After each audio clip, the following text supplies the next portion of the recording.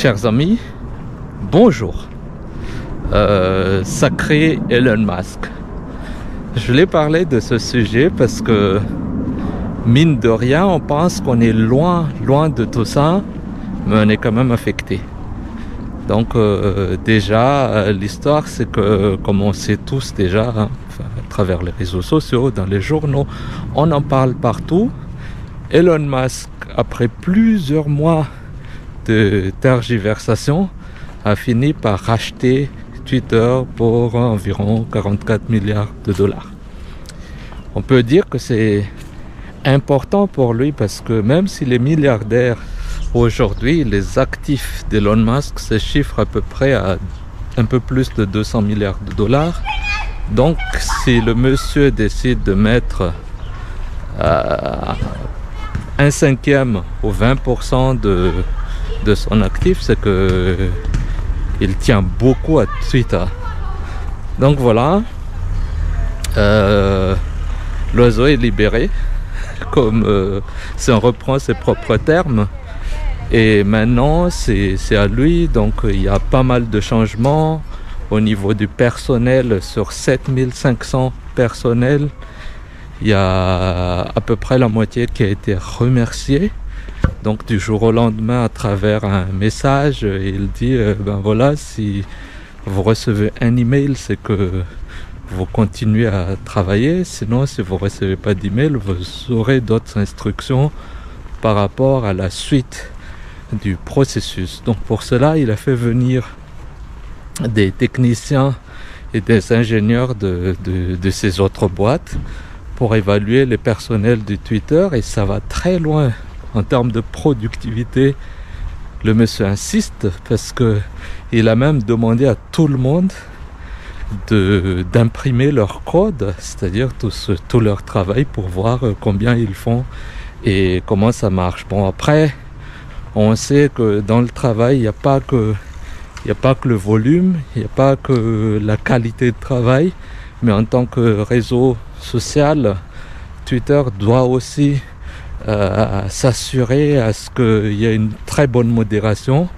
Et c'est là que les critiques commencent à venir et dire que bon, ça pourrait être catastrophique parce qu'actuellement ils n'ont pas un très bon niveau de modération, et si en plus de cela on diminue encore le nombre de personnel, mais bon, ça ne nous regarde pas. Quoique, personnellement, j'ai des actions Twitter et j'étais très étonné ce matin de voir que mes actions ont disparu, et j'ai reçu un email en disant qu'il y a eu une fusion, donc les actions ont été retirées. C'est le terme utilisé, je l'ai traduit en français, mais j'ai eu une indemnisation, une compensation. Ça m'a quand même beaucoup étonné parce que je ne savais pas que c'était possible dans tout ce qui est transactions financières, que les sociétés puissent retirer comme ça à travers une fusion des actions. Mais bon, si ça se fait, et en plus on est en Allemagne, c'est que ça doit être voilà, ça doit être légal. Ce que j'aimerais juste dire, c'est que même si on est loin de tout ça, même si on est dans un autre pays, on est quand même touché par certaines choses, et on voit qu'on vit pleinement dans un monde interconnecté et globalisé.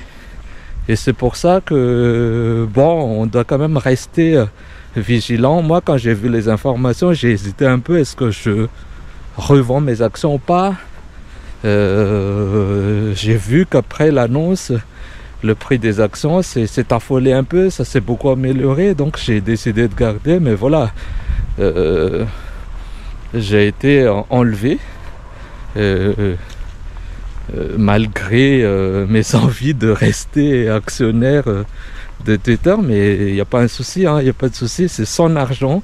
Comme je disais, s'il met 20% de son actif, c'est que voilà, c'est important pour lui. Donc laissons-lui le temps, épargnons-lui les doutes, Et on verra, j'espère que Twitter va se porter bien et qu'en termes de modération, ça va beaucoup s'améliorer, en termes surtout de la liberté d'expression, parce que c'est ça l'objectif ultime de ce rachat. J'espère que tout va s'améliorer et que ça va être un bon outil de partage, et ça va rester un élément essentiel des réseaux sociaux qui existent. Voilà, sur ce, je vous dis à très bientôt. Bon week-end, au revoir.